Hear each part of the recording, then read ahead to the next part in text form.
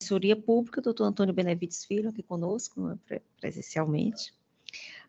Cumprimento também os servidores integrantes da secretaria desta Câmara, na pessoa da secretária doutora Ismênia. Também os servidores que possibilitam a transmissão dessa sessão, a Força Policial, os advogados e demais presentes. Inicialmente, eu submeto à Câmara a apreciação e aprovação da ata 30/2023 da sessão ordinária de 23 de agosto de 2023. Nenhuma objeção, senhor. Então, aprovada. Passamos agora para os processos retirados de mesa. 1.8 da pauta, apelação cível 01-5429676-2016.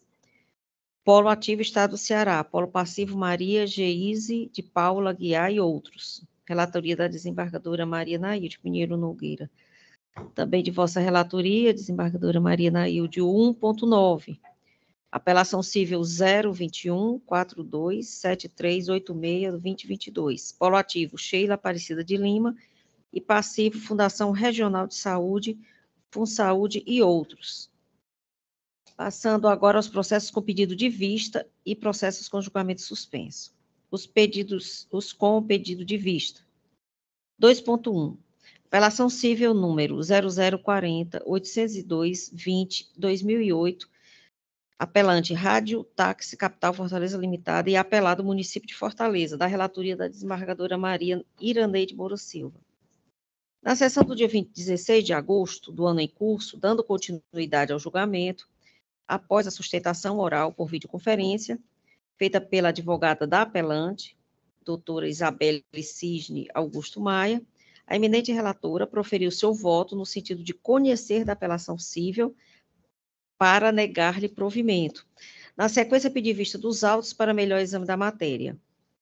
Analisando os autos, minuciosamente, eu vejo a consistência das razões apresentadas pela relatoria, e assim acompanho o voto condutor. Passo aqui a palavra ao desembargador Luiz Evaldo para seu voto. Boa tarde a todos. Boa tarde, presidente. Eu confirmo o meu voto que eu já havia proferido, presidente, acompanhando a douta relatora. Certo. Então, agradecendo o seu voto, eu proclamo o resultado. Apelação cível conhecida e desprovida. Passamos agora ao 2.2, apelação cível 026-01-60-93-2022, apelante o Estado do Ceará e apelada Melo Campos, relatoria desembargadora Maria Nailde Pinheiro Nogueira. Na sessão do dia 16 de agosto do ano em curso, dando continuidade ao julgamento, após o voto da eminente relatora, no sentido de conhecer da apelação cível, dando-lhe provimento, pediu vista dos autos para melhor exame da matéria a excelentíssima senhora desembargadora Maria Iraneide Moura Silva. Eu passo, então, a palavra à desembargadora Maria Iraneide para a apresentação do seu voto, vista se assim eu for feito nessa sessão. Obrigada, senhora presidente. Só um instante, estou só localizando aqui. Este processo... 026, 026, precisa do número? 60, né? Exato. Ele é no mesmo sentido, excelência, do que eu já havia apresentado o voto de um processo que também pedi vista da relatoria da desembargadora Nailde, na sessão, e apresentei na sessão passada, que é aquele do avanço, né? A prova de avanço na questão do menor, que antes de completar 18 anos, né? Que faz aquela prova da SEJA, né? Para que possa fazer a matrícula na universidade quando passa no vestibular. Inclusive, também eu entendi que tanto é a mesma matéria, como também os fatos são praticamente idênticos, porque essa jovem, ela já se encontra já no segundo semestre do curso de psicologia da Unifor, né? Já fez mais de um ano, e ela também já completou 18 anos. Eu entendo, neste caso em particular, que seria prejuízo maior ela retornar para terminar de cursar o terceiro ano do ensino médio, né? Médio. Ensino médio. De sorte que o meu voto é nesse sentido, a semelhança do que eu apresentei na sessão passada, pedindo mil venhas à eminente relatora.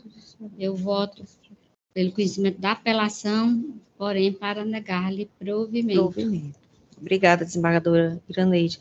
Passo aqui a palavra à desembargadora Maria Nailde, a relatora, para se posicionar, se assim lhe aprouver, sobre a divergência.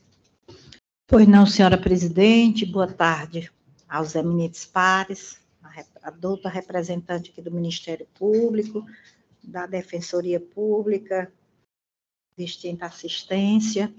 Eu já havia me manifestado contrariamente ao entendimento da nobre relatora, no sentido de que o lapso temporal não me permite enxergar o fato consumado. Então, eu mantenho aqui o meu entendimento, desembargadora, pela procedência, né?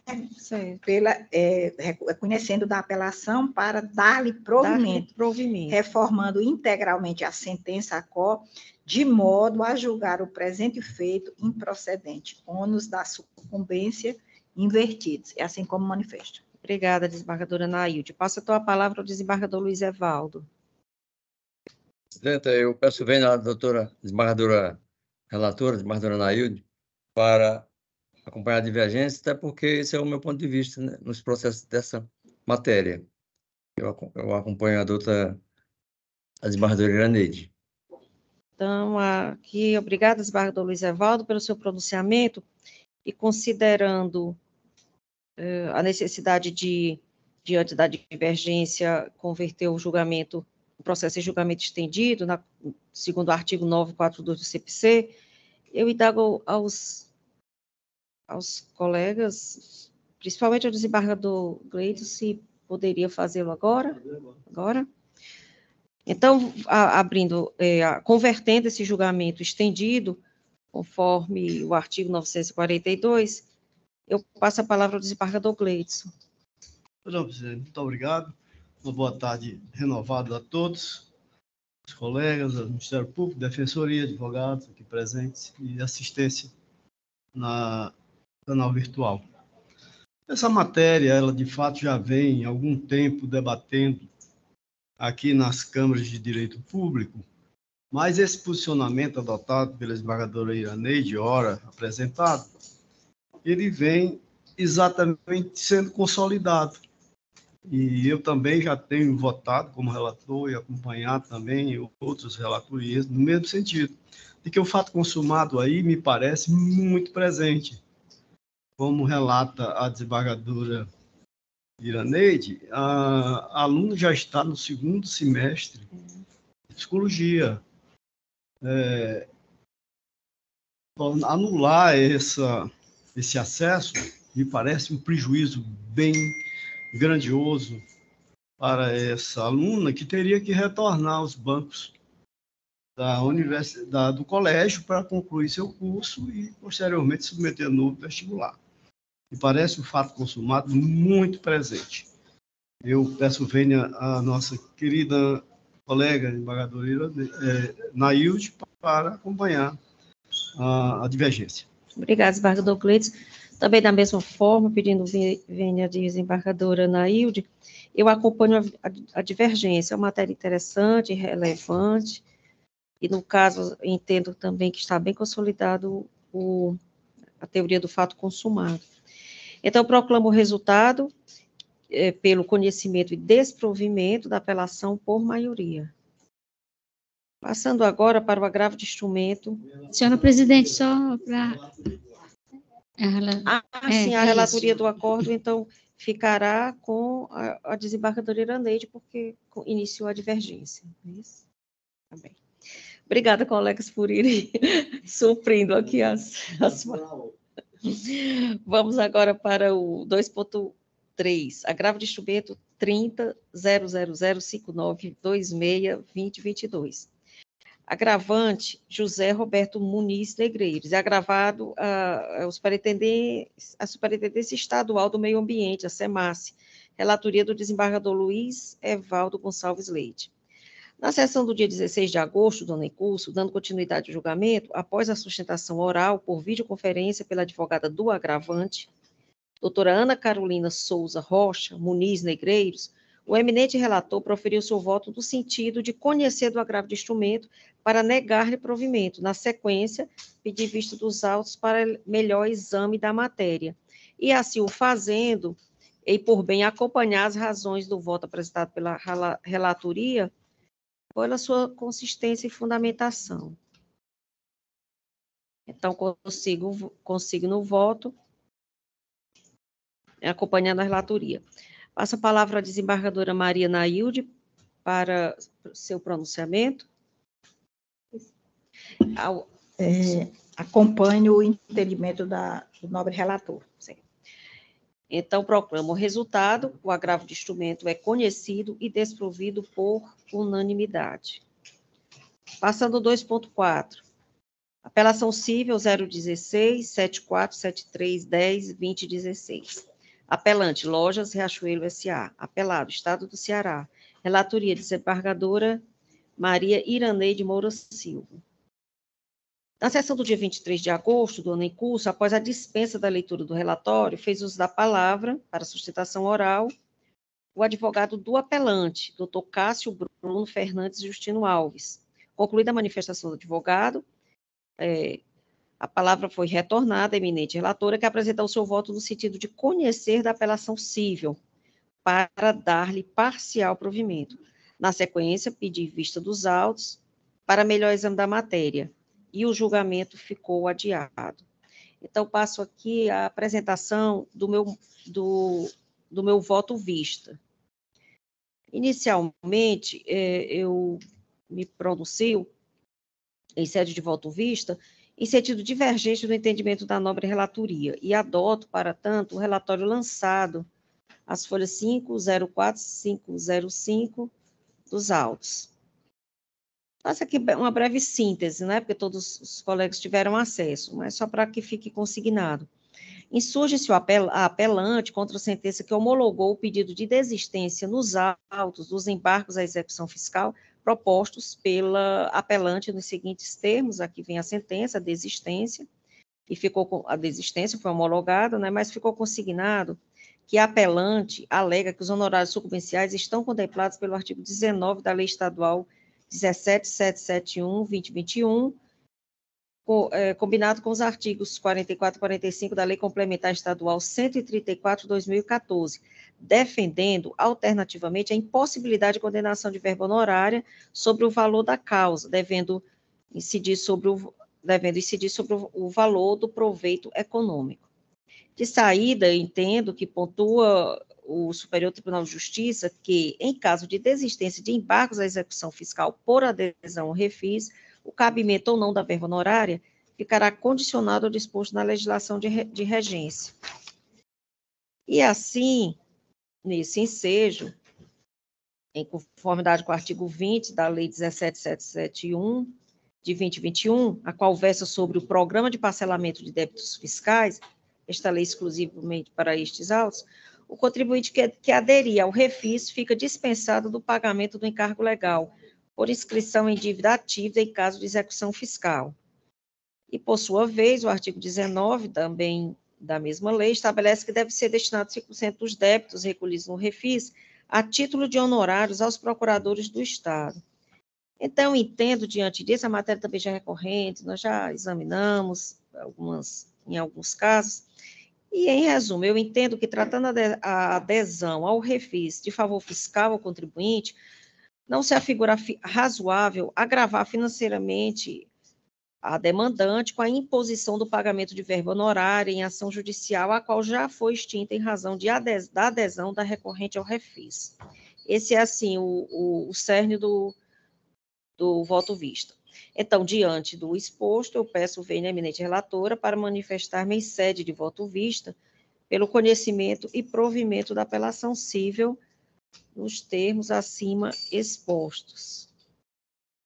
Então, eu passo aqui a palavra à desembargadora Maria Iraneide para o pronunciamento, a avaliação do voto vista. Obrigada, senhora presidente. Essa matéria, de fato, nós já sabemos o posicionamento de Vossa Excelência aqui na Câmara. No entanto, nos últimos anos, o Estado não tem contemplado como o fez em anos passados, essa isenção. E, no caso, em alusão, inclusive, eu acho até já que foi em outro processo também objeto de divergência levantada por Vossa Excelência, eu estou mantendo esse posicionamento, que no caso não se aplicaria essa isenção. Então, vou manter esse posicionamento com todas as veias ao posicionamento de Vossa Excelência. Obrigada, desembargadora Iraneide. Então, passo aqui a palavra ao desembargador Luiz Evaldo. Pois não, presidente. Eu peço vênia a Vossa Excelência por ter aberto a divergência, porém vou manter o meu voto provisório acompanhando a doutora relatora. Certo. Obrigada, desembargador Evaldo. Então, é aberta essa divergência, eu também converto o julgamento estendido com o consentimento dos senhores, toda a Câmara, de acordo com o artigo 942 do CPC. Podemos fazer agora? Já? Então, obrigada, desembargador Gleidson.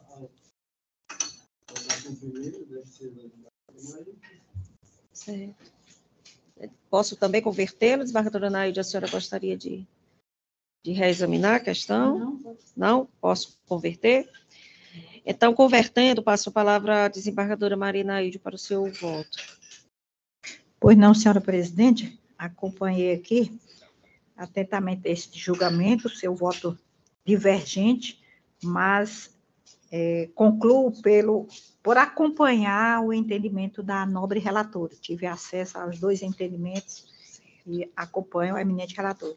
Obrigada, desembargadora Nair. Desembargador Gleidson, como voto? Também, senhora presidente, já venho adotando esse entendimento há de algum tempo, e como bem frisou o voto que Vossa Excelência leu o trecho dele agora, nessa sessão, a decisão que vem dos tribunais superiores é no sentido de que quem rege essa cobrança ou isenção é a lei que regula a matéria. E, no caso, a lei estadual está prevendo exatamente esse pagamento.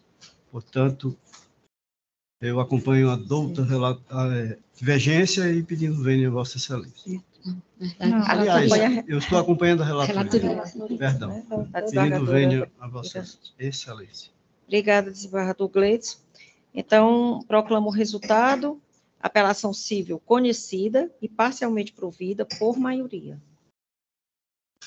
Passando à apelação civil 0018-034-83-2018. Apelantes Antônio César Uchoa Soares e Francisco Mendes dos Reis. Apelado Estado do Ceará. Relatoria, desembargador Francisco Gleidson Pontes. No dia 23 de agosto do ano em curso, após a dispensa da leitura do relatório, fez a sustentação oral o advogado dos apelantes, doutor Ismael Barbosa de Souza. Concluída a manifestação do advogado, o relator apresentou o seu voto no sentido de conhecer da apelação cível para negar-lhe provimento. Na sequência, pediu vista dos autos para melhor exame a excelentíssima senhora desembargadora Maria Iraneide Moura Silva. e o julgamento ficou adiado para a presente sessão, e passo a palavra à desembargadora Maria Iraneide para confirmar ou não a apresentação nesta sessão do seu voto. Senhora presidente, esses dois processos de vista da relatora do desembargador Gleidson, eu apresentarei na próxima sessão. Certo. Obrigada, desembargadora Maria Iraneide. Então, já conseguindo aqui o adiamento dos dois processos, o segundo, anunciando para registro. Apelação civil 00506, 15, 49, 20, 21. Os apelantes são os mesmos, Antônio César Uchoa Soares e Francisco Mendes dos Reis. O apelado Estado do Ceará, da mesma relatoria, né, do desembargador Gleidson, com o mesmo histórico. Processos adiados. Agora nós vamos para os processos com julgamentos suspensos. 2.7. Apelação civil 021, 12, 12, 23, 20, 22. Apelante, Brockton Indústria e Comércio de Vestuário e Facções Limitada. Apelado, Estado do Ceará, da minha relatoria. Esses se seguirão alguns na sequência. Mas como a diverge, às vezes é conhecido, desprovido, eu prefiro ler de um por um para não ter. Mas é aquele mesmo assunto que nós falamos, mas para que fique bem consignado. Então, neste aqui, na sessão do dia 23 de agosto do ano em curso, dando continuidade ao julgamento, comuniquei à Câmara o adiamento pela ausência justificada, então justificada, da excelentíssima senhora desembargadora Maria Nailde Pinheiro Nogueira. Considerando a presença integral, da composição desta Câmara, passo ao histórico para proceder ao julgamento estendido, na conformidade do artigo 942 do CPC. Então, dando continuidade aqui a esse julgamento. Na qualidade de relatora, ratifico o meu voto para conhecer e dar provimento à apelação civil. Como vota a desembargadora Nailde? É o 2.7 da pauta.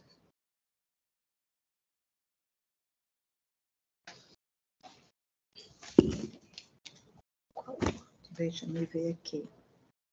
Acho que na ocasião aberta, a divergência foi por mim, não foi? Ou foi pela desembargadora Nailde? A desembargadora Nailde pediu vista dos autos. Ela pediu vista? É. Passar o histórico um pouco mais atrás, para melhor situar, porque já vem de várias sessões.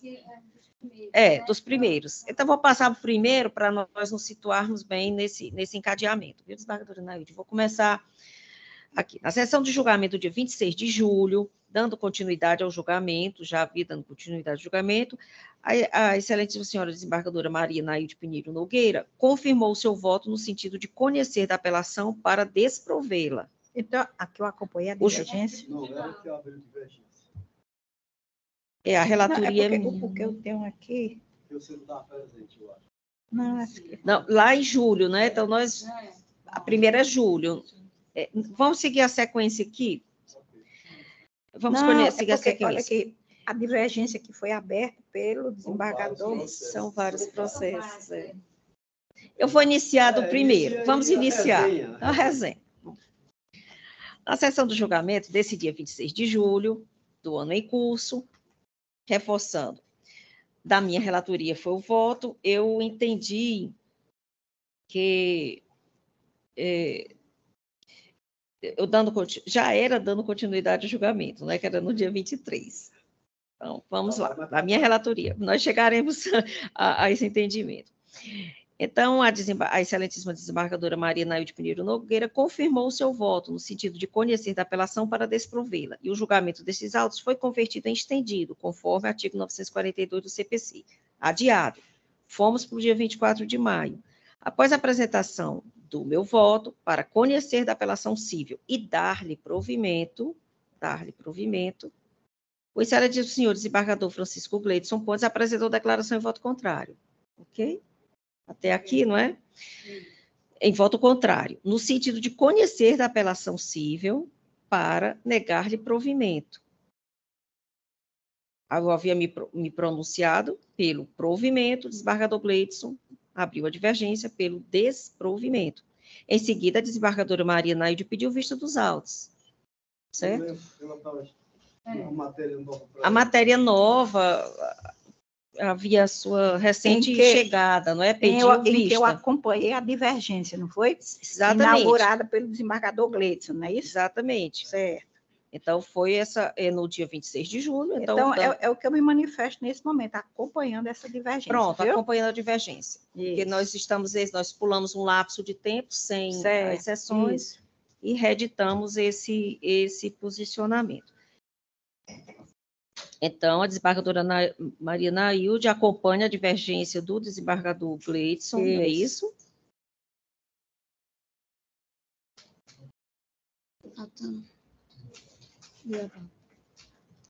Estendido. Pela negação do provimento. Vamos para o estendido, né? Passando a palavra para o desembargador Francisco Gleidson. Confirma já. Mantendo o posicionamento já tradicionalmente exarado aqui nesta Câmara sobre essa matéria de falta. Desprovimento. Desembargador Iraneide. Também, Excelência, eu vou no sentido de acompanhar a divergência, pedindo venha a Vossa Excelência. Desembargador Luiz Evaldo. Presidente, eu também peço venha a Vossa Excelência para acompanhar a divergência. Ótimo. Então, concluímos o julgamento. Eu proclamo o resultado da apelação civil conhecida e desprovida por maioria.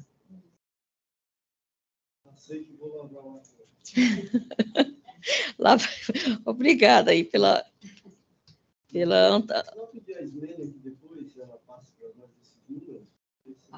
São vários. Eu já anoto aqui a lavratura do acordo, né? É porque, na realidade, o histórico...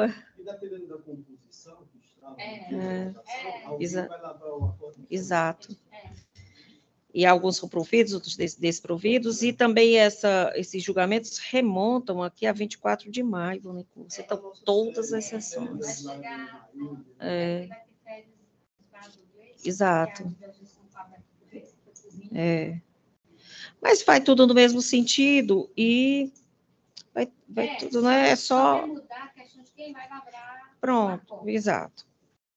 E agora nós já nos situamos, como fica sendo adiado, e são várias semanas, então nós compilamos só as duas últimas sessões, mas acredito que agora já nos situamos melhor, não é? Então, passando ao 2.8, apelação civil 020-734352-2022, e que a apelante é Canon Medical Systems do Brasil Limitado, e o apelado coordenador de administração tributária da Secretaria da Fazenda do Estado do Ceará. Também da minha relatoria, e nesta sessão do dia 23 de agosto, eu me remonto apenas aqui a essa última, certo? Já dando continuidade ao julgamento, comuniquei à Câmara que o julgamento digital seria adiado por ausência justificada da excelentíssima senhora desembargadora Maria Nailde Pinheiro Nogueira, certo? Nesse aqui, foi na sessão passada, 26 de julho do ano em curso. Proferi o meu voto, no sentido de conhecer a apelação e dar provimento à desembargadora Maria Nailde Pinheiro Nogueira e Maria Iraneide no Moura Silva divergiram do voto da relatoria no sentido de conhecer a apelação para desprovê-la. Então, abriram. Então, desembargadora Nailde. Então, para simplificar, de qualquer maneira, eu vou fazer a chamada de um por um, mas já está mais aclarado aqui, né? Então, a desembargadora Maria Nailde já se pronunciou, desembargador Gleidson acompanha a divergência, desembargador Iraneide também acompanha a divergência, desembargador Evaldo. Também, presidente, acompanha a divergência, pedindo venha a Vossa Excelência. Pois não. Então, proclamo aqui o resultado, apelação civil conhecida e desprovida por maioria, com lavratura do acordo pela desembargadora Nailde. Certo? Passando agora para o próximo. Apelação civil 022-6480-20. 2022.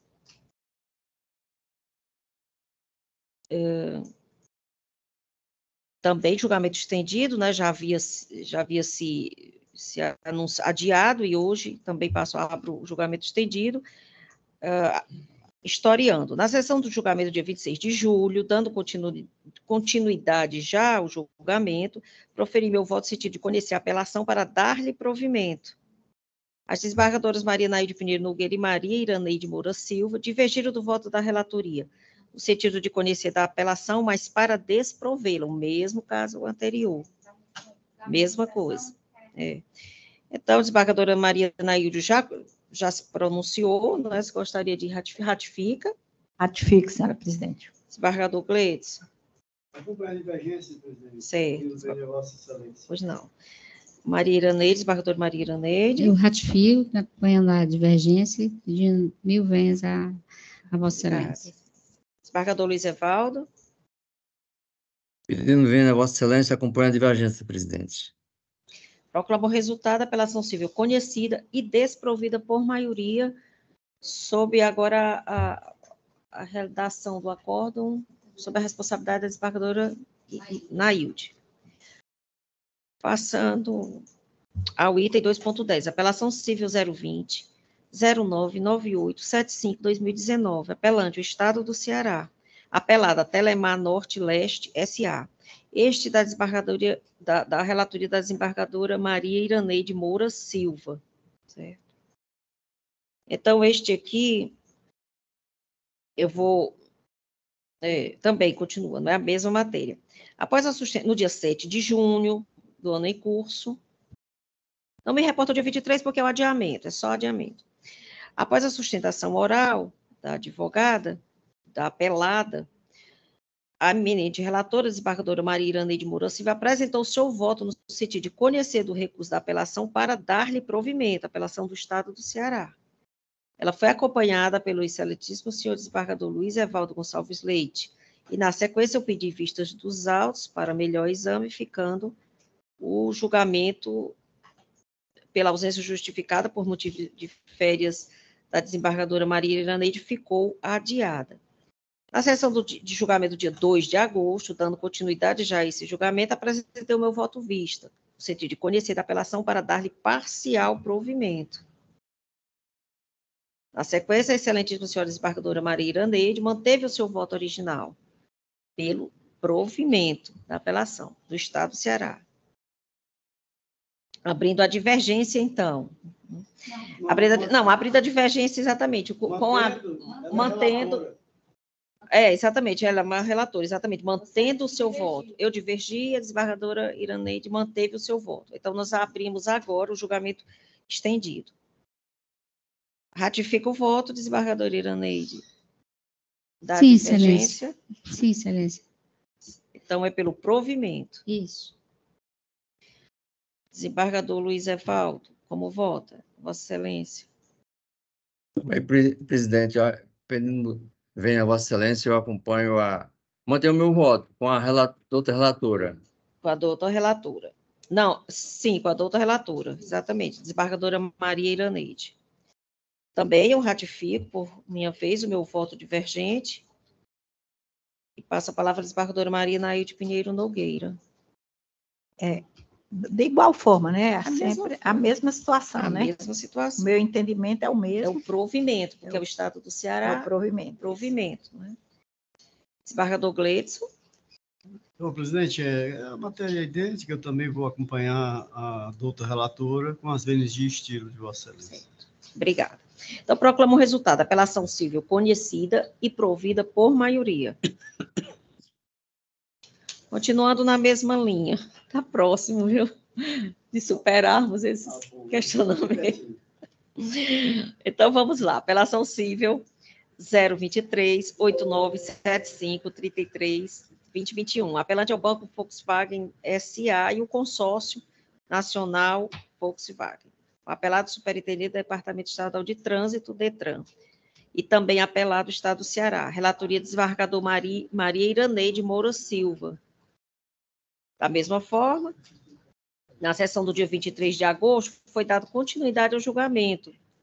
E ele ficou adiado para esta sessão por conta da ausência justificada da excelentíssima desembargadora Maria Nailde Pinheiro Nogueira. E considerando hoje que a composição está integral e que os colegas aprovam ao julgamento estendido na presente data, eu passo ao seguinte histórico. Aqui nós temos o histórico do dia 5, 26, 2 de agosto, 16 de agosto. Vamos para o dia 16 de agosto, porque os outros são adiamentos, né? Mesmo sentido até do anterior.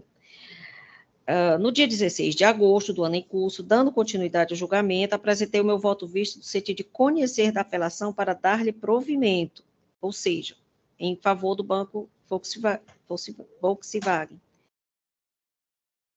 acompanhando a divergência do desembargador Luiz Gonçalves, do desembargador Luiz Evaldo Gonçalves Leite. Na sequência, não, acredito que houve verificar aqui o que foi.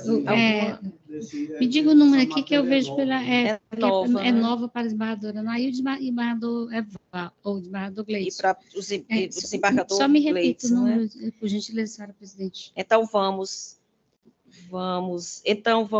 fazer. Que cada um, como eu falei, cada um tem peculiaridades, então não dá para chamar tudo de uma vez, né? Então, vamos começar.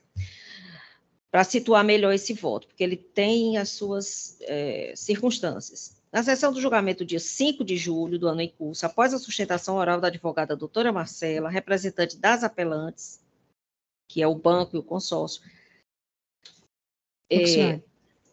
a palavra foi retornada à eminente relatora, desembargadora Maria Iraneide, que proferiu seu voto no sentido de conhecer da apelação para negar-lhe provimento. Então, começamos da origem, não é isso? Negou o provimento. Na sequência, o excelentíssimo desembargador Luiz Evaldo Gonçalves Leite pediu vistas dos autos para melhor exame da matéria. Passando para a próxima, no dia 26 de julho, dando continuidade ao julgamento, após a apresentação do voto vista do excelentíssimo desembargador Luiz Evaldo Gonçalves Leite, no sentido de conhecer da apelação para dar-lhe provimento, ou seja, divergindo do voto da relatoria, foi na sequência a palavra desembargadora Maria Iraneide, que pediu o voto dos autos para melhor reexaminar a matéria, diante da divergência do desembargador Evaldo. A desembargadora Iraneide ficou com a vista dos autos. Na sessão do dia 2 de agosto do ano em curso, a excelentíssima senhora desembargadora Maria Iraneide apresentou seu voto no sentido de manter o seu voto original, conferiu e manteve as suas próprias razões, não considerou as razões da divergência. O excelentíssimo desembargador Luiz Evaldo Gonçalves Leite manteve a sua divergência, manteve as suas divergências. E, na sequência, a excelente, eu mesma, a presidente, pedi também vista dos autos para melhor reexaminar a matéria, diante de 2 pronunciamentos consistentes, inclusive, dos nobres colegas. No julgamento do dia 16 de agosto, dando continuidade a esse julgamento, eu apresentei o meu voto visto no sentido de conhecer da apelação para dar-lhe provimento, acompanhando a divergência do desembargador Luiz Evaldo. Então, nós temos relatoria, desembargadora Iraneide, divergência aberta, anoto logo aqui, do desembargador Evaldo, e acompanhamento da divergência por esta integrante da Câmara. Então, aqui, diante da apresentação do voto, da divergência e da segunda divergência, eu indago a desembargadora Iraneide apenas para ratificar, porque nós estamos em julgamento estendido. Então, Vossa Excelência ratifica o voto em julgamento estendido, Obrigada, o seu senhora. voto originário. Excelência, obrigada por considerar a palavra, e eu vou aproveitar, confirmando o meu voto, para dar um pequeno esclarecimento do que se trata aqui para os demais colegas que não participaram da turma julgadora inicial. Se trata aqui, esse pedido do administrador do consórcio nesse caso aqui, alega a ilegalidade da exigência do DETRAN em relação ao registro dos contratos, de financiamento do veículo com cláusula de alienação fiduciária. É esse o ponto nodal da questão. O meu voto é no sentido de que não há nenhuma ilegalidade nessa exigência. E o voto do desembargador Evaldo é no sentido contrário, certo? Diz que não há essa necessidade dessa exigência, está extrapolando as suas atribuições em fazer essa exigência. Em resumo, trata-se dessa questão, da exigência do registro de contrato de alienação junto ao DETRAN. É isso. Então, dando continuidade ao julgamento estendido, vou ouvir novamente o desembargador Luiz Evaldo Gonçalves Leite, por conta do artigo 942. Vossa Excelência ratifica as razões da divergência? Pois não, presidente. Eu, pedindo vem da desembargadora relatora, eu vou manter o meu voto, vista, né? Divergindo, dando provimento ao apelo do Banco Volkswagen e do Consórcio Nacional Volkswagen. Obrigada, desembargador Evaldo. Também, por minha vez, em julgamento estendido, eu ratifico meu voto visto, acostando-me às razões da divergência e pedindo vênias à eminente relatora. Passo aqui a palavra à desembargadora Maria Nailde Pinheiro Nogueira. Como vota Vossa Excelência? É o 023-89-75, não é isso? Exatamente, Excelência. Pronto, eu fiz até aqui algumas anotações, que na sessão do dia 5 de julho, próximo passado, acompanhei o judicioso voto proferido pela nobre relatora do feito, desembargadora Maria Iraneide Moura Silva, no sentido de conhecer da presente apelação para negar provimento a esse recurso, confirmando com isso a sentença que denegara a segurança pleiteada pelo Banco Volkswagen S.A. e pelo Consórcio Nacional Volkswagen. No entanto, com a suspensão do julgamento para apreciação da matéria, nos moldes do artigo 942 do CPC, empreendi reflexão mais detida e minuciosa acerca do tema em debate. Ao final, restei-me convencida das razões constantes do voto, vista proferido nestes autos pelo nobre desembargador Luiz Evaldo Gonçalves Leite, que, inaugurando a divergência em 26 de setembro de 2023, entendeu por dar provimento ao apelo e conceder integralmente a segurança. De fato, parece-me que as instituições credoras podem atuar diretamente no protocolo das informações ou no próprio registro do contrato junto ao órgão estadual de trânsito, conforme estabelece o artigo 8º, combinado com o artigo 11. E, neste caso, a resolução 807/2020, CONTRAN, não prevê a realização de credenciamento prévio, apenas o exigindo quando a instituição credora livremente optar por empresa registradora especializada para exercer tal mistério. Com efeito, considero não ser possível ao DETRAN Ceará estipular previsão de exigências contrárias àquelas estabelecidas pelo CONTRAN, no exercício da competência que lhe foi conferida pelo Código de Trânsito Brasileiro. Desta forma, pedindo vênia à nobre relatora, com respaldo no artigo 942, parágrafo 2º do CPC, modifico o voto por mim anteriormente lançado, a fim de acompanhar integralmente o entendimento divergente do desembargador Vistor, e, com isso, reconhecer o direito líquido e certo dos impetrantes de registrar os contratos de financiamento perante o DETRAN Ceará, independentemente do credenciamento prévio previsto no edital de credenciamento 01/2013, enquanto estiver em vigor a resolução CONTRAN de número 807/2020. É como me manifesto, senhora. Obrigada, desembargadora Nair. Desembargador Gleidson, como se manifesta? Pois não, senhora presidente. Essa matéria, ela não é nova, pelo menos enquanto conheci essa legislação sobre alienação fiduciária. Os bancos sempre lutaram para que, principalmente os bancos que faziam esse tipo de operação, para que tivessem a liberdade de sequer fazer registro. Esse registro era mera segurança para as partes, que não dependiam de um registro no Departamento de Trânsito que regula o registro do veículo. A alienação fiduciária é um contrato negocial entre o tomador da compra do veículo e do financiador banco.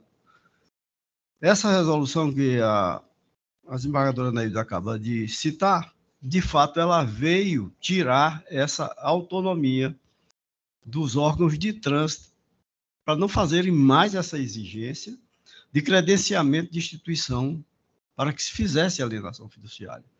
Eu lembro que até uns 10 anos, mais ou menos, nós tínhamos aqui um escritório na Heráclito Graça que fazia exatamente esses registros. Esse também desapareceu por conta dessa resolução. Então, eu pedindo vênia à nossa querida desembargadora Iraneide, eu quero acompanhar a divergência para, levando a fundamentação mais recente da desembargadora Nair como fundamento emprestado do meu voto. Obrigada. Desembargador Gleidson. Então, proclamo o resultado, apelação civil conhecida e provida por maioria.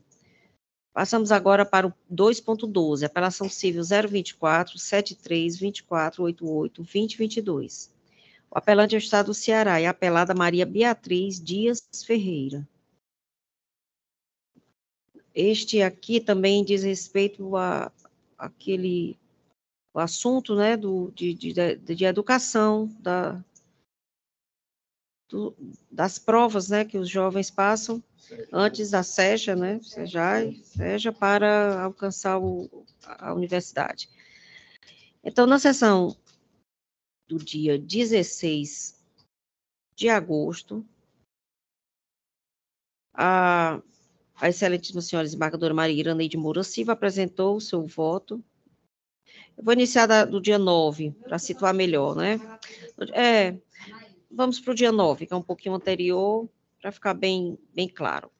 Dando continuidade ao julgamento, já estava dando continuidade ao julgamento no dia 9, mas após o voto visto da eminente relatora, desembargadora Maria Nailde Pinheiro Nogueira, no sentido de conhecer da apelação cível para dar-lhe provimento, pediu vista dos autos para melhor exame da matéria a excelentíssima senhora Maria Iraneide Moura Silva, que no dia 16 de agosto, na sessão, apresentou seu voto visto no sentido de conhecer da apelação para negar-lhe provimento.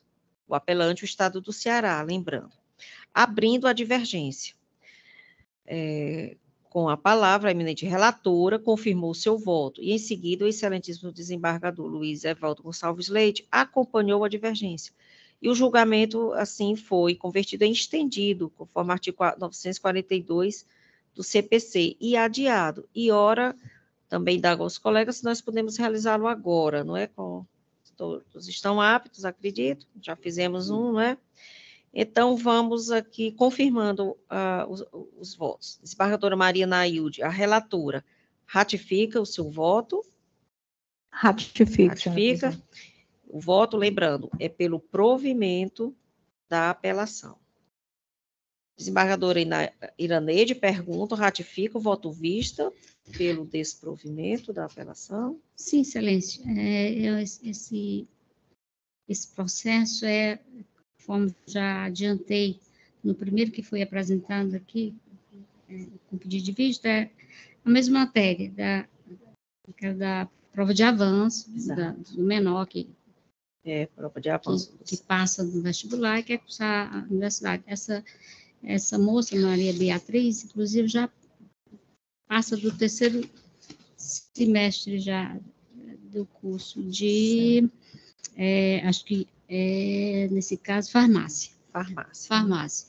Então, Pelo me desprovimento. posicionei por entender que não seria razoável, né? Que seria o prejuízo maior psicológico para essa jovem, que já cursou muito mais tempo na universidade do que retornar para cursar, que ela faltava, 3 meses no ensino médio, no terceiro ano do ensino médio, então não seria razoável. Eu entendi, diferentemente da nobre relatora, que nesse caso aplica-se a teoria do fato consumado. Obrigada, desembargadora Iraneide. Vamos para o... todas as venhas, eu confirmo meu voto divergente. Obrigada. Desembargador Luiz Evaldo, como se pronuncia? Presidente, eu havia votado acompanhando a divergência, ou seja, pela negação do provimento. Vota a desembargadora Iraneide, e eu também quero acompanhá-la, mantendo o meu voto, senhora presidente. Obrigada. Agora comigo, né, a votação, também acompanho a divergência, pedindo vênias na eminente relatora desembargadora Anaílde. Palavra agora ao desembargador Francisco Gleidson. Pois não, senhora presidente. Eu queria apenas registrar, dizer aqui a outra colega, desembargadora Anaílde, que o entendimento que ela adota neste voto e em outro que a gente já votou hoje, que é meu posicionamento originário. Exato. Em situação de normalidade, eu tenho negado a segurança, eu tenho dado provimento a agravos de instrumento, quando eles chegam atempadamente, sem antes do ingresso formal do aluno na universidade, cursando essa disciplina já há alguns semestres. Então, a teoria que nós estamos aplicando nesse processo é diferente desse posicionamento que adota, porque é a teoria do fato consumado para se evitar maior prejuízo ao aluno, portanto, um direito à educação que todos têm assegurado pela Constituição.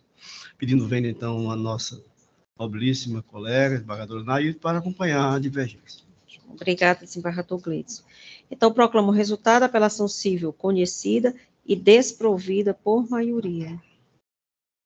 Vamos agora à apelação civil 2.13, acórdão a ser lavrado pela desembargadora Iraneide. 2.13 da pauta. Apelação civil 021 71 50 96 2022. Apelante Tecnopar, Tecnologia em Automações Limitada e outros. Apelado coordenador de tributação da Secretaria da Fazenda do Estado do Ceará e outros. Da minha relatoria. Na sessão do dia 23 de agosto do ano em curso, dando continuidade ao julgamento, proferi o meu voto no sentido de conhecer da apelação civil para dar-lhe provimento. O excelentíssimo senhor desembargador Francisco Gleidson Pontes declarou voto contrário. E, na sequência, a excelentíssima senhora desembargadora Maria Iraneide acompanhou a divergência. Aberta essa divergência, já com 2 votos contra, foi o julgamento convertido em estendido nos termos do artigo 942 do CPC. Na ocasião foi adiado e ora se realiza. Na qualidade de relatora, eu ratifico meu voto para conhecer e dar provimento à apelação civil. Como vota a desembargadora Maria Anaílde?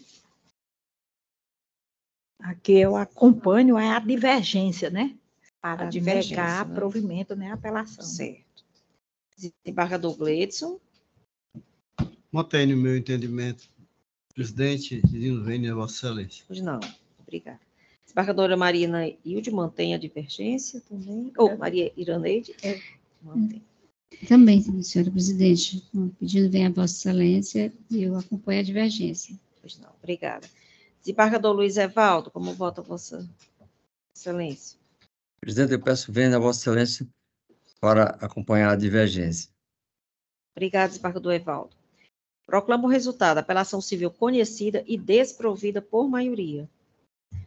Passamos agora... Lavratura do acordo sob minha responsabilidade. A responsabilidade do desembargador Gleison. Você é tão responsável que avoca logo a responsabilidade. É para evitar mais tumulto. Eu acho que hoje não sobrou ninguém. Todos estão com as suas tarefas, né? Passando agora ao 2.14. Apelação em remessa necessária, 023 56 39 84 20 22. Apelante, FF Comércio Esportes Limitada. E o apelado é a Procuradoria-Geral do Estado do Ceará. Da minha relatoria. Na sessão do dia 23 de agosto do ano em curso, dando continuidade ao julgamento, proferi meu voto no sentido de conhecer da apelação cível para dar-lhe provimento. O excelentíssimo senhor desembargador Francisco Gleison já declarou voto contrário à relatoria. E, na sequência, a excelentíssima senhora desembargadora Maria Nailde Moura Silva acompanhou a divergência, no mesmo sequência do anterior. Com a abertura das duas divergências, o julgamento foi convertido em estendido. Na qualidade de relatora, já dentro do julgamento estendido, mantenho o meu voto para conhecer e dar provimento à apelação cível. Como vota a desembargadora Nailde?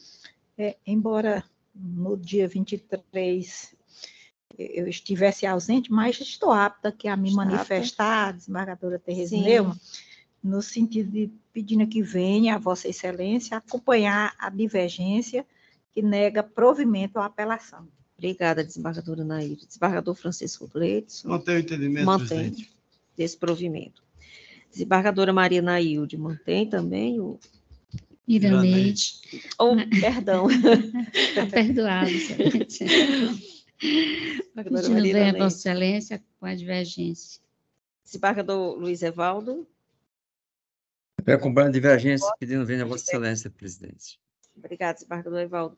Proclamo o resultado da apelação cível conhecida e desprovida por maioria sob a relatoria do desembargador Gleison. Esse foi todo certinho. Vamos agora para os processos. Só a Maria, né? Exatamente, mas... E estarei prestando mais atenção aí aos nomes. É porque como a desembargadora Iraneide já está aqui, a desembargadora Nailde já está aqui, talvez isso já me... do lado, né? Então, vamos. Preferência com sustentação oral.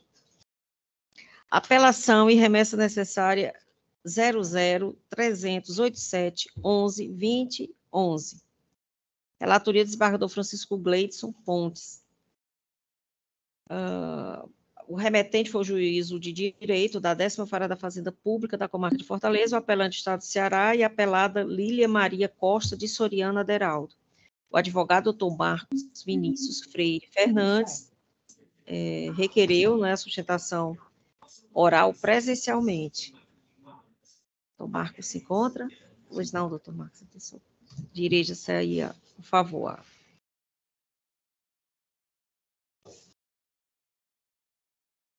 O senhor, doutor Marcos, dispensa a leitura do relatório? Dispenso. Então, Vossa Excelência terá 15 minutos para a sustentação oral. E vamos iniciando às 14h59.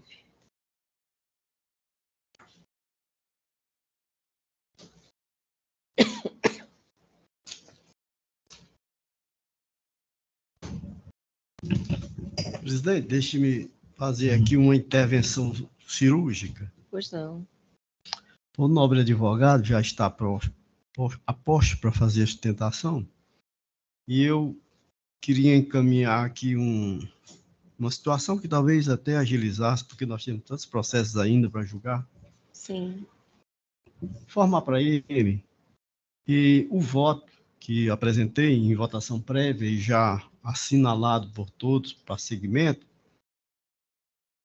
no sentido de acolher a apelação do ente público para mudar o capítulo da sentença dos juros moratórios.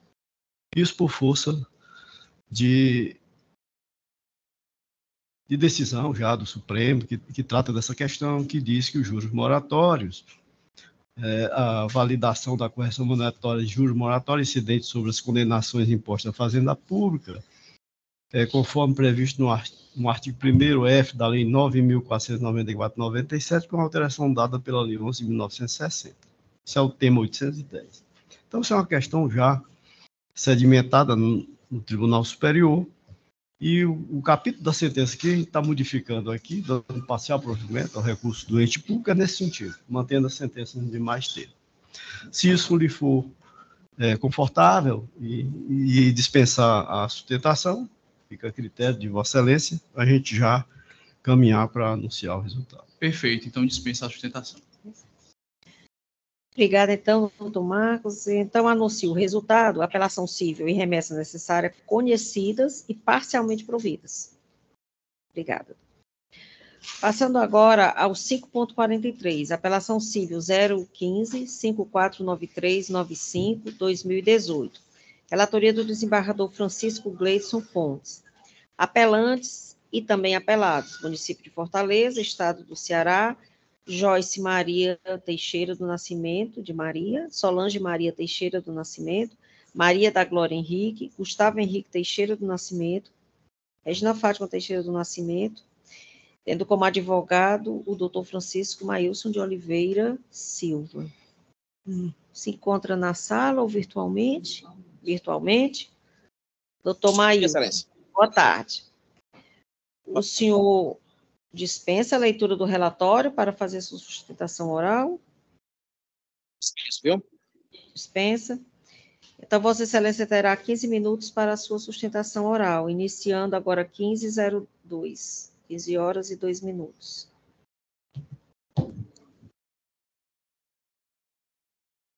Pode falar? Sim, com a palavra. Trata-se de apelação em que os autores eles foram desapropriados de um imóvel que residiam há décadas pelo estado de Ceará para o alargamento do rio Maraguapinho. Moravam na rua Bias Mendes, 1866, Granja, Portugal. Há mais de 30 anos moravam naquele imóvel. E aí chegou o decreto de desapropriação para que a família e outras pessoas que moravam naquele entorno fossem realocadas para outro imóvel a título de indenização. Foi aceita a proposta pelos autores de que eles seriam remanejados para uns apartamentos do programa Minha Casa Minha Vida. E foram remanejados para os apartamentos, mas nesse local em que eles foram remanejados, predominava um tipo de coletivo criminoso, um tipo de facção que era de que quem vinha do Granja Portugal, Granja Lisboa, não era bem-vindo, bem recebido naquela localidade. E por conta disso, em menos de uma semana, a família foi brutalmente desapropriada pelos criminosos, foram expulsas pelos criminosos de suas casas. O filho de uma das autoras foi assassinado. Ele foi morto, foi executado por um criminoso da região, de lá de onde eles estavam morando, porque tinha presenciado essa pessoa matar outro quando ele estava passando. Então, pelo fato de ele ter presenciado essa morte, um desses criminosos que morava lá nesses apartamentos que eles foram remanejados, executou o filho adolescente desse casal. E depois disso foram expulsos com a roupa do corpo. Ou saíam do imóvel, ou eram também mortos lá naquela localidade. E, por conta disso, foi feito um distrato, e o distrato com a Secretaria das Cidades, de folha 71, 84, 86 e 95 dos autos, o Estado do Ceará também tomou ciência de que eles não tinham mais interesse de ficar naquele apartamento, por óbvio, porque já que foram expulsos pelos criminosos, e que o filho também foi assassinado naquela localidade, eles não poderiam voltar para o mesmo residencial Euclides. E por conta disso, eles ficaram sem lugar mais para morar. Ficaram sem o imóvel que eles moravam há mais de 30 anos, no Granja Portugal, e ficaram sem os apartamentos que foram feitos a permuta com o Estado do Ceará. E hoje eles estão recebendo um aluguel social. Desde então, eles estão recebendo um aluguel social para poder ter onde morar. E o juízo da 7ª Vara da Fazenda Pública, ele não apreciou, ele entendeu que não era cabível a indenização pela desapropriação, pela questão de que o Estado do Ceará desapropriou os imóveis e deu em permuta os apartamentos, mas que também foi feito distrato na Secretaria das Cidades, ou seja, não existia mais aqueles apartamentos para eles morarem, e a indenização não foi paga pela desapropriação, não foi pago, o juiz também entendeu que não havia dano moral para o casal pelo fato de eles terem sido assassinados um filho adolescente, também em decorrência dessa desapropriação de um bairro para outro, e lá, em menos de uma semana, o filho foi assassinado.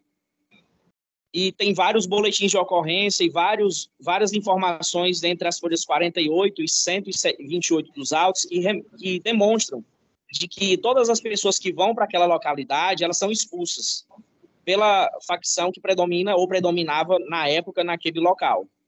Então, o que as apelantes querem é a reforma da sentença no sentido da indenização do imóvel que era delas, que foi desapropriado pelo Estado para o alargamento e melhorias do Rio Maraguampinho, e que até hoje não foi concluída essa obra. O imóvel está lá, sem uso, está lá só para... A casa foi derrubada, foi passado o trator e está lá sem nenhum tipo de utilidade ainda. E também a questão de que elas foram para um apartamento de que foi feito o distrato, que aí eu repito, a questão do distrato era de folhas 71, 84, 86 e 95 dos autos, foram feitos distratos daquele imóvel, que foram dados em permuta. E as famílias esperam que a indenização pela desapropriação seja paga, para que possam adquirir outro imóvel e não ficar somente no aluguel social. E também a apreciação da matéria do mérito da apelação e da ação principal de que seja fixada uma indenização pelo dano moral que a família suportou pela perda do filho, que foi assassinado e que, inclusive, o Estado do Ceará confessa na contestação deles, confessa de que realmente tem conhecimento de que havia predominância daquele coletivo criminoso na região, mas que não há uma gerência do Estado para impedir que houvesse esse tipo de crime. Ou seja, eles reconhecem de que a facção expulsou, de que houve a morte do filho, mas que diz que era um fato de terceiro, que a localidade, por estar predominando o crime, a facção, não diz respeito à atuação do Estado naquela esfera. Não haveria um direito de segurança pública assim onipresente, de que poderia ser evitado aquilo. Mas não é isso que os autos ela reporta. Entre as folhas 48 e 128, existem dezenas e dezenas de boletins de ocorrência e que outras famílias também, elas foram vítimas de serem expulsadas dos apartamentos que foram para lá. Então, não foi um caso pontual só dos autores, é de todas as pessoas que, na época, foram remanejadas para aquela localidade, elas foram expulsas e, por conta disso, hoje, estão morando somente por conta do aluguel social. Então, a indenização pela desapropriação é o que é a matéria da ação principal e da matéria do recurso. E também que seja fixada o imposto do dano moral que a família suportou pelo homicídio do filho adolescente, que foram mortos pelos criminosos que comandavam aquela região. É assim que se espera. Obrigada, doutor Maílson. Então, aqui passo a palavra ao eminente relator para a síntese do julgamento. Muito obrigado, senhora presidente. Quero cumprimentar o doutor Maílson pela sustentação, já havia estado com ele em videoconferência sobre esse processo. Eu acredito que a ementa, senhora presidente, seja suficiente para a solução dessa demanda em momento, porquanto logo em seguida teremos a divulgação do inteiro teor do acórdão lavrado em 15 laudas. Vou me ater, portanto, aos pontos da ementa. Todos recorreram, Estado, município e autores. Processo civil, ação de danos morais e materiais, e realocação dos autores em programa de locação social. Parcial procedência na origem, apelo de todas as partes. Pedido de tutela antecipada antecedente, artigo 303 do CPC. Indeferimento na origem, preliminar de ausência de fundamentação afastada, mérito, tutela antecipada, necessidade da presença simultânea dos requisitos. Previsão do artigo 300 do CPC. Decisão recorrida que não merece reforma. 1. O apelo dos autores do Estado de Ceará e do município contra a sentença de mérito que julgou parcialmente procedente a ação de danos morais e materiais, no sentido de impor aos requeridos que providencie a inscrição dos autores no programa de locação social de competência do município, mas desproveu o pleito de danos morais e materiais. 2. Em relação ao pedido dos danos morais e materiais, mesmo em se tratando de relação entre administração pública e particular, embora na maioria das situações a responsabilidade se pauta pelo critério da objetividade, quando se trata de omissão do Estado em cumprir seu papel, o que se leva em conta é a atuação do agente público, vez que é este que de fato age ou não na condução dos atos da administração pública. Doutrina majoritária, ao tratar da responsabilidade do Estado, aponta que o dever de indenizar não acontece pela simples ocorrência de evento danoso e a comprovação do prejuízo, sendo preciso também que esteja caracterizada a omissão do dever de agir em relação ao evento específico do qual decorreu o dano. Precedentes. 3. Não procede o argumento do município sobre a ausência de requisitos legais para a inclusão dos autores no programa de locação social. Eis que dos autos, retira-se que os mesmos tinham sido realocados com base no programa social Minha Casa Minha Vida para o bairro em que foram alvos de crimes perpetrados por facção criminosa, o que os obrigou a abandonar suas residências. Nesse ponto, por certo que se encontram albergados pelo recebimento das benéficas do programa, pois os autores já se encontram cadastrados em programa habitacional e estão em situação de alojamento temporário, sendo estes alguns dos requisitos apontados no programa de locação social, previsto pela Lei Municipal 10.328 de 2015, regulamentada pelo Decreto 13.579 de 2015. 4. Também não procede o argumento do Estado em relação ao prazo do aluguel social a ser pago aos autores, vez que restou consignado na decisão interlocutória, folhas 232 e 237, que concedeu a tutela de urgência, que o termo final do pagamento do aluguel social dar-se-á no momento em que os autores estiverem definitivamente assentados em suas moradias entregues pelo programa de locação social. 5. Apelos conhecidos, mas desprovidos. Sentença mantida em todos os seus termos. É como voto, senhora presidente. Obrigada, senhor desembargador Gleidson. Passa a palavra à desembargadora Maria Iraneide. Obrigada, senhora presidente. Eu já havia analisado este processo previamente, como todos costumamos fazer aqui pelo sistema, de modo que eu ratifico o voto provisório, acompanhando na íntegra o eminente relator. Obrigada, desembargadora Iraneide. Passa a palavra ao desembargador Luiz Evaldo. Presidente, eu confirmo meu voto provisório, relator. Obrigada, desembargador Evaldo. Resultado proclamado. Apelações cíveis conhecidas e desprovidas.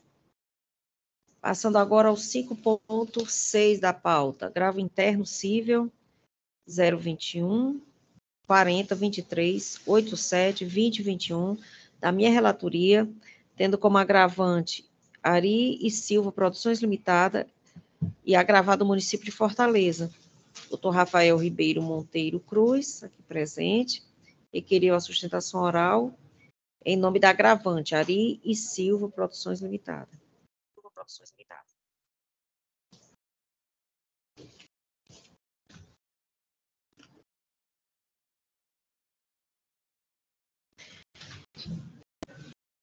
Doutor Rafael, o senhor dispensa a leitura do relatório? Dispensa, Excelência. Pois não. Então, Vossa Excelência terá 15 minutos para a sustentação oral, aqui a partir de 15h15 minutos. Obrigado, Excelência. Pois não. Boa tarde a todos os presentes. A quem eu saúdo a essa Câmara na presença na pessoa da nobre presidente. Excelência, peço Vênia para apresentar as razões de forma sucinta, uma vez que nós estamos aqui, mais uma vez, diante da questão da imunidade do ITBI, né, o recentemente julgado tema 796 do STF. No presente caso, as razões do agravo interno, elas pleiteiam basicamente o reconhecimento da distinção entre o caso concreto da hora agravante e o caso julgado pelo STF para formação e definição das teses fixadas no tema 796. Na origem, trata-se de um mandado de segurança impetrado pela hora agravante, a segurança foi denegada pelo juiz Wacô e em decisão monocrática foi mantida, motivo pelo qual foi apresentado o presente agravo interno. Segundo o tema 796 do STF, foi fixada a tese de que a imunidade em relação ao ITBI não alcança o valor dos bens que excederam o limite do capital social a ser integralizado. Ocorre que, no caso concreto, data máxima vênia, se entende que ocorreu a aplicação indevida do precedente. Isso pelos seguintes motivos. No caso paradigma, julgado pelo STF, realmente era um caso muito desproporcional, no qual se foi utilizado bens imóveis no valor de aproximadamente R$800 mil para integralizar, para realizar o capital social de uma empresa cujo capital social era de apenas R$24 mil. Esse valor excedente aos R$24 mil foi destinado pela empresa para a constituição de uma reserva de capital. Então, lá no caso do STF, você tinha reserva de capital mais capital social. No presente caso, foi utilizado o bem imóvel pelo qual a prefeitura está cobrando o ITBI, ele foi utilizado para a realização do capital social, mas o valor integral dele foi utilizado para a constituição, para a integralização desse capital social. Não se teve a constituição de nenhuma reserva ou destinação de algum tipo diferente. Então, enquanto lá se teve capital social mais reserva, aqui se teve apenas capital social. E conforme o contrato social juntado de folhas 21 a 30, enquanto o capital social da sociedade hora agravante é de aproximadamente 3.500.000, o bem imóvel cujo ITBI é agora cobrado, ele tem um valor de aproximadamente 2 milhões. Então, não há um excedente em relação ao valor do bem e o capital social da sociedade hora agravante, né? Portanto, Excelências, se entende, data vênia, que a situação é completamente distinta da analisada pelo STF para fixação do precedente, né? Uma vez que a agravante destinou o imóvel exclusivamente à realização do capital social e que esse imóvel ele foi transmitido de acordo com o valor do bem declarado na declaração de imposto de renda dos sócios, né? Portanto, não houve alteração do valor informado aos órgãos oficiais, à Receita Federal e à União, né? Portanto, conforme definido pelo STF, se entende que é necessário observar a destinação que foi dada aos bens imóveis para a realização do capital social. E, nesse sentido, se entende que, sendo os bens destinados exclusivamente para a integralização do capital social, como é o caso, se aplica a imunidade do ITBI, prescrita no artigo 156, parágrafo 2º, inciso 1º da Constituição Federal, enquanto, e aí sim, conforme a tese fixada, se esses bens excederem o necessário para a integralização da participação, da aquisição de participação societária, aí sim eles não estariam albergados pela referida imunidade. E aqui eu destaco, Excelências, que não se questiona em momento algum, no mandato de segurança, nem no presente recurso, a competência do fisco municipal para rejeitar e até desconsiderar avaliações que sejam feitas pelos contribuintes em negócios jurídicos, quando houverem elementos que realmente induzam ou hajam indícios de que esse valor foi alterado para suprimir parcela de ITBI. Contudo, não compete ao fisco municipal rejeitar ou afastar valores que foram declarados na declaração de imposto de renda dos sócios perante a Receita Federal, perante a União, para poder cobrar o ITBI. Porque se entende que, ao fazer isso, estaria o fisco municipal rejeitando informações presentes na declaração de imposto de renda, informações essas que seriam, caso houvesse realmente essa distinção de valores entre o declarado historicamente e o real, seria caso de incidência de imposto de renda pela forma de ganho de capital. Então, agindo desse modo, o fisco municipal estaria invadindo a competência da União.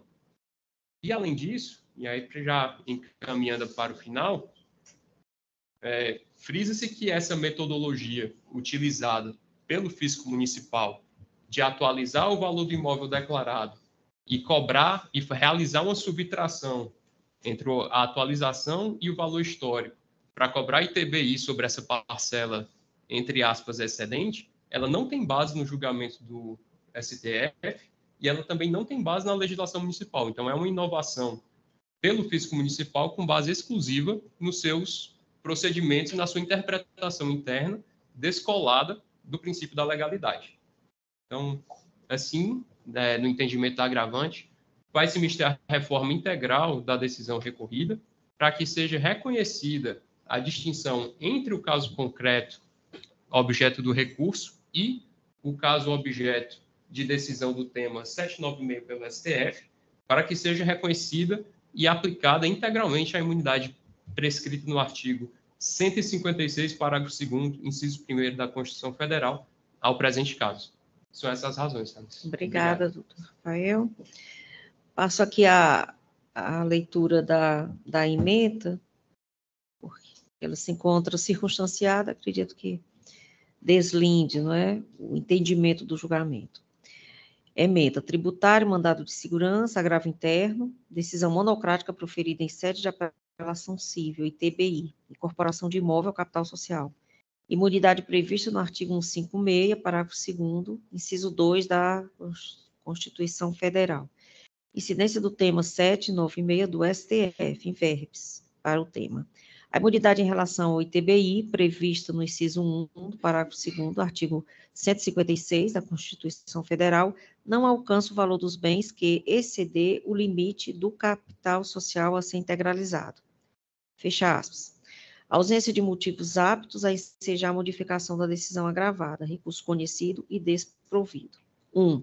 A questão cinge-se à análise da incidência ou não da imunidade em relação ao ITBI prevista no inciso 1 do parágrafo 2º do artigo 156 da Constituição, relativamente o valor correspondente à diferença entre o valor venal do imóvel, que é de R$ 2.527.788,89, e o valor efetivamente integralizado, levando-se em consideração o valor constante da declaração de imposto de renda dos sócios, ou seja, R$ 214.846. 2. O Supremo Tribunal Federal, no recurso extraordinário 796-376 de Santa Catarina, julgou o tema 796, alcance da imunidade tributária do ITBI, prevista no dispositivo já citado, sobre imóveis incorporados ao patrimônio de pessoa jurídica, quando o valor total desses bens exceder o limite do capital social a ser integralizado, firmando a seguinte tese quanto ao alcance da imunidade. Aqui repito o mesmo tema, né? A imunidade em relação ao ITBI, prevista no inciso 1, parágrafo 2º, inciso 5 da Constituição Federal, não alcança o valor dos bens que exceder o limite do capital social a ser integralizado. Ponto 3. Não merece guarida a alegação de distinção do julgado paradigma por conta da natureza da pessoa jurídica em questão ou seu objeto social, haja vista que a tese firmada refere-se ao alcance da imunidade tributária quando da integralização do capital social de pessoa jurídica sobre imóveis incorporados, quando o valor total desses bens exceder o limite do capital social a ser integralizado. Resta indiferente a alegação de que, no caso dos autos, o imóvel foi destinado tão somente ao capital social da pessoa jurídica, quando, em verdade, o fator que remete ao julgado paradigma é o excedente do valor do imóvel em relação ao capital social integralizado. 4. Não procede a pretensão da recorrente de que seja considerado para fins de incidência do ITBI o valor do imóvel constante da declaração do imposto de renda dos sócios, porquanto, segundo dispõe o artigo 38 do CTN, a base de cálculo do ITBI é o valor venal do bem ou direito transmitido, sendo que, em momento algum, a agravante se insurge contra o valor de mercado atribuído pelo fisco municipal. Então, por essas razões, me pronuncio pelo conhecimento do agravo interno, mas seu desprovimento. Passo a palavra à desembargadora Maria Nailde Pinheiro Nogueira. Como vota, Vossa Excelência? Pois não, senhora presidente. Acompanhei aqui a fala aqui do nobre advogado, expressou muito bem, mas como é sabido, nós temos antecipadamente ao nosso dispor o entendimento no caso aqui da desembargadora Tereza Neumann, e pude avaliar realmente o entendimento dela é o correto, a matéria realmente foi muito bem detalhada, e aqui, senhora presidente, eu confirmo o entendimento de Vossa Excelência e ratifico o voto provisório. Obrigada, desembargadora Nailde. Como voto? Obrigado, senhora presidente. Meus cumprimentos ao doutor Rafael também pela sustentação. Esse tema não é novo, ele é recorrente, né? Não só aqui na nossa Câmara, mas em todas as outras de direito público, de algum tempo já. Eu já relatei vários processos nesse mesmo JAIS e já votei em outros tantos. Não podemos esquecer que o órgão tributante é a municipalidade. Admitir que o valor declarado pelo contribuinte ao imposto de renda fosse absolutamente o correto, era tirar do ente público a capacidade fiscalizatória e de tributar. Então, o valor venal do imóvel normalmente é atribuído pela prefeitura, não é? Nessas circunstâncias, não só da aplicação do IPTU, como também do ITBI. ITBI também seguindo os precedentes, que já são vários aqui da nossa Câmara, eu vou acompanhar a Vossa Excelência neste momento. Obrigada, desembargador Gleides. Então, proclamo o resultado, agravo interno conhecido e desprovido. Agradeço aqui ao doutor Rafael a sua sustentação. Passamos agora ao 5.9, agravo interno cível 00-514-63-2020. Da minha relatoria, tendo como agravante Maria Núbia Araújo Loureiro Gomes, e agravado o município de Independência. O advogado da agravante, doutor Janildo Soares Moreira Fernandes, solicitou a sustentação oral. Se encontra virtualmente ou virtualmente, né? Já o identifiquei. Doutor Janildo Soares, o senhor dispensa a leitura do relatório? Sim. Obrigada. Então, o senhor terá 15 minutos para a sustentação oral, a partir de 15 horas e 29 minutos. Inicialmente, eu cumprimento Vossa Excelência e externo aos demais os cumprimentos. E gostaria de, inicialmente, de pedir a vênia necessária para iniciar essa sustentação com um soneto, né? De forma poética, por expressão de Vossas Excelências, para iniciar desta forma, né? Eminente desembargadora presidenta, doutora, com devido acatamento e em alta estima e preze, saúdo Vossa Excelência e as demais excelências desta Câmara do TJCE e pelo soneto peço vênia. Sabemos que a prescrição não inicia com ato do INSS, já que o vínculo servidor-município, claro e evidente, somente o município pode romper em toda hipótese, como em caso que a autora trabalhou normalmente, após o deferimento do benefício de aposentadoria, pois vindo lá do INSS, há trâmites até o aposentado. E só em 31/12/2014, o vínculo da servidora foi quebrado. Por isso, esta relatora e o TJCE têm igual maestria, com base no 51 e no RESP 1254-456 do STJ. Só após romper o vínculo é que a prescrição brota. Nobres Excelências, iniciei desta forma porque a razão dessa presente sustentação deste processo é porque não existe nenhuma dúvida de que o marco é a aposentadoria. Só porque, de forma peculiar e bem precisa, nós temos a súmula 51 do Tribunal de Justiça do Ceará, que ela é tão precisa que ela diz lá que o servidor aposentado, ou seja, pressupõe estar aposentado. E nas lições de Maria de Pietro, a aposentadoria é o direito à inatividade remunerada, ou seja, pressupõe tanto o recebimento de um benefício, como tem que estar com vínculo inativo. Não pode estar recebendo o benefício e continuar com vínculo ativo. E como é que essas situações acontecem? Como no presente caso, que a servidora requereu o seu benefício de aposentadoria no dia 2 de dezembro de 2014. E, naturalmente, como o INSS faz parte do regime geral da Previdência, no caso do município de dependência, o requerimento é feito para o INSS, ou seja, outro órgão fora do ente. Então, esse trâmite tramita no INSS e depois retorna ao município.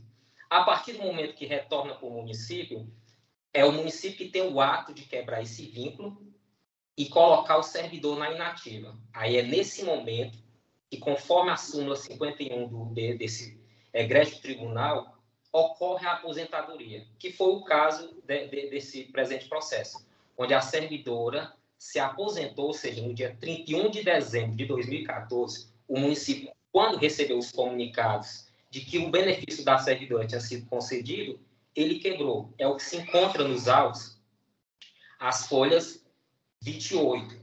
Ela faz o requerimento dia 2 de dezembro de 2014. E nas folhas 27, nós temos um documento do Tribunal de Contas do Estado, onde comprova que o vínculo da servidora foi rompido na data de 31 de dezembro de 2014. Então, assim, como a ação foi protocolada dentro do quinquênio, no presente caso, como eu posso mencionar, pedindo a via necessária, a doutora, a relatora, ela já tem, inclusive, e aqui, nos primeiros recursos de outro município que eu advoguei, a doutora, em uma decisão monocrática, ela explica como uma lição tão precisa entre essa diferença de continuar trabalhando e romper o vínculo. E lá foi dado provimento nesse recurso de apelação, reformando a sentença que concedia como marco a data da concessão do benefício. Mas a concessão até do RESP, 1254-456, a gente tem o diário oficial. Eu estou aqui com o diário oficial da União. Quando abrimos a ementa do acórdão, do recurso repetitivo, lá tem expressamente a data, que é de 6/11/2002.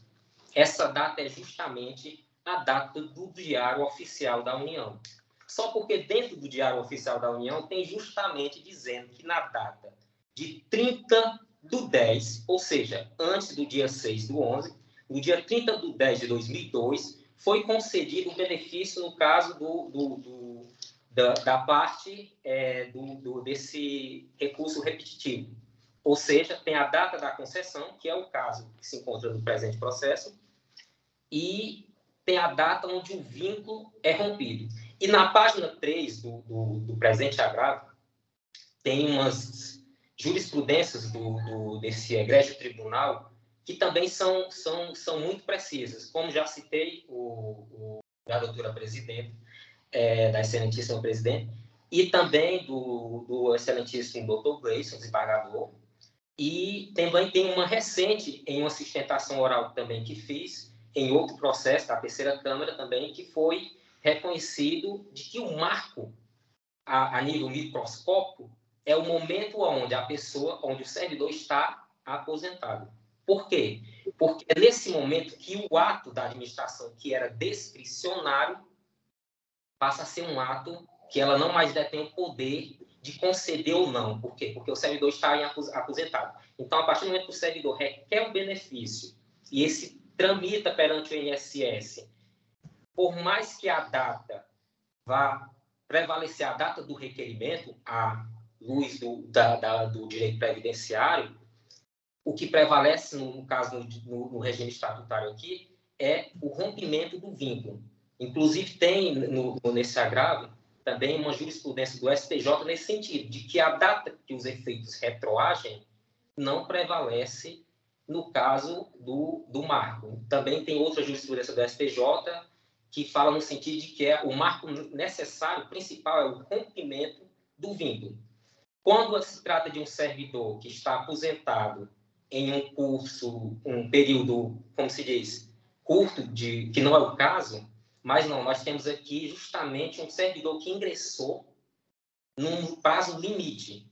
Qual foi o limite? No recesso forense. Também tem uma jurisprudência na petição que mostra que durante o período de forense não corre o prazo prescricional.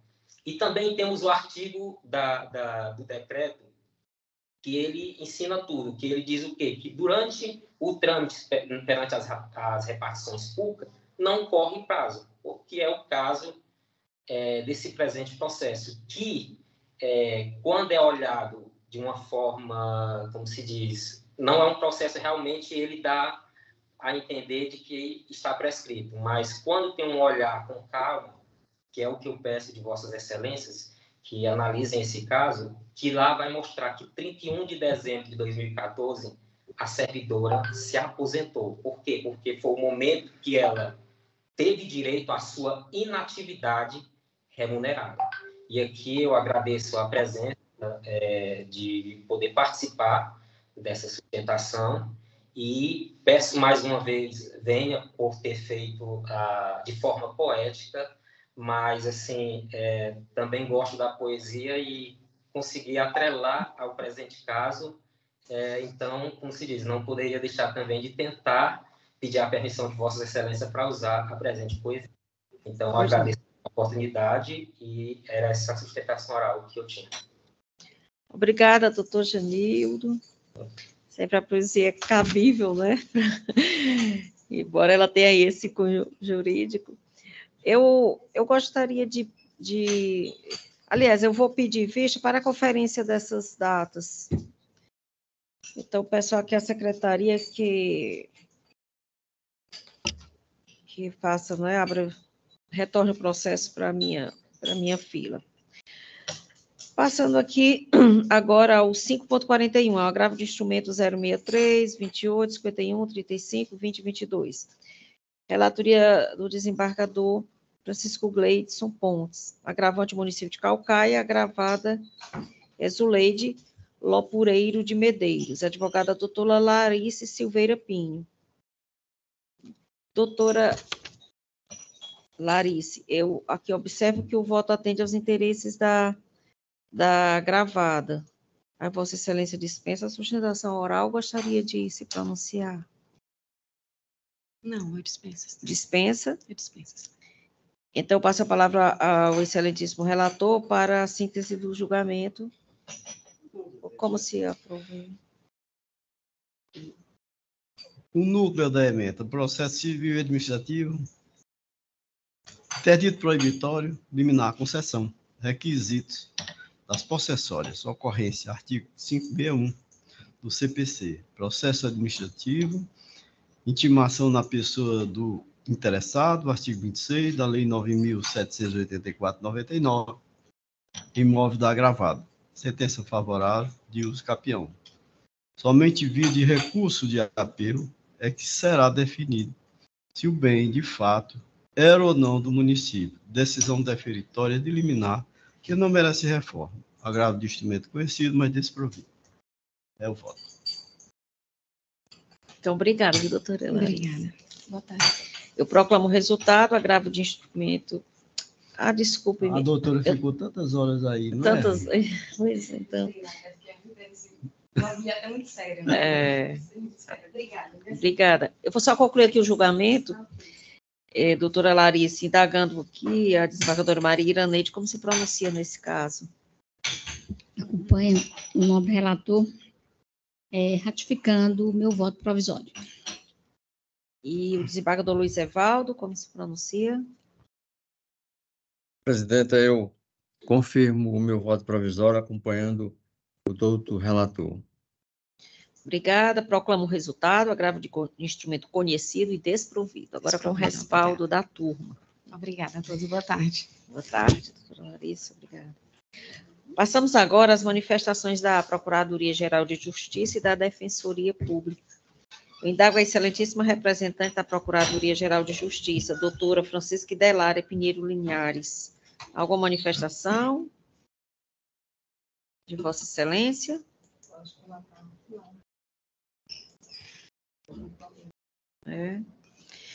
Vamos, enquanto fazemos o contato com a doutora Delária, vamos ver aqui alguma manifestação da Defensoria Pública na pessoa do doutor Antônio Benevides Filho. Senhora presidente, nenhuma manifestação da Defensoria Pública por esse membro. Muito obrigado.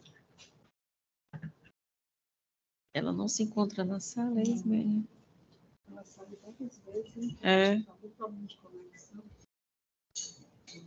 Só aguardar Só vamos confirmar aqui a impossibilidade, né, da doutora Delária se pronunciar.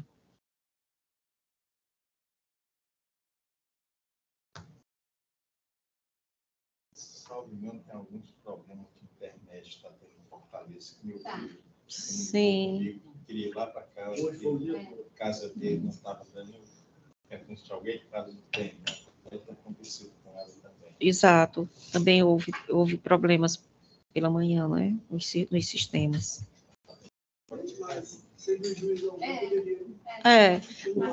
Nós vamos, exatamente, até porque teremos o evento, né, logo após. Considerando que não a impossibilidade da Procuradoria se manifestar, então eu passo a continuação do julgamento. Indago aos integrantes da Câmara se ratificam os votos provisórios proferidos nos processos de pauta e extra-pauta em ambos os sistemas, SAG e PJE. Desembargadora Maria Nailde.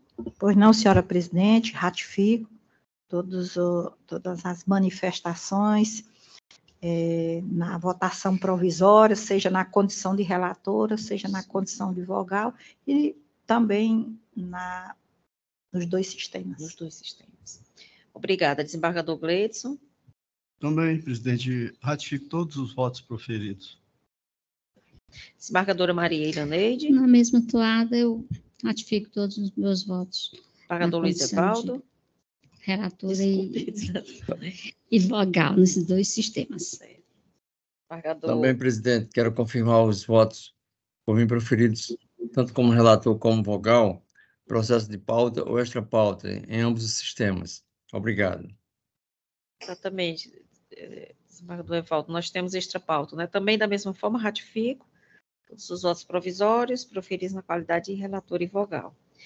Concluída aqui a nossa votação, indago a Secretaria da Câmara quantos processos foram julgados hoje. 87. 87, né?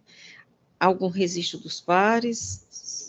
Senhora presidente, eu queria propor aqui um voto de parabéns ao nosso eterno mestre, professor Cid Carvalho, que fez aniversário no dia 25, agora de agosto, próximo passado, e que realmente, ainda com a saúde fragilizada, mas todo meio-dia ele inicia com aquela crônica, né, doa quem doer, e logo em seguida faz aquele debate, né, com a sociedade, né? Um homem muito lúcido, muito culto, e eu quero propor esse voto de parabéns ao nosso estimado professor, Nosso mestre, né? professor Cid Carvalho. Eu também gostaria Excelência. Sim, desculpa. Pois não, a doutora Idelária? Sim, Excelência, eu gostaria de me associar aos votos da desembargadora Maria Nailde. Muito obrigada. Obrigada, doutora Idelária. Fica consignado.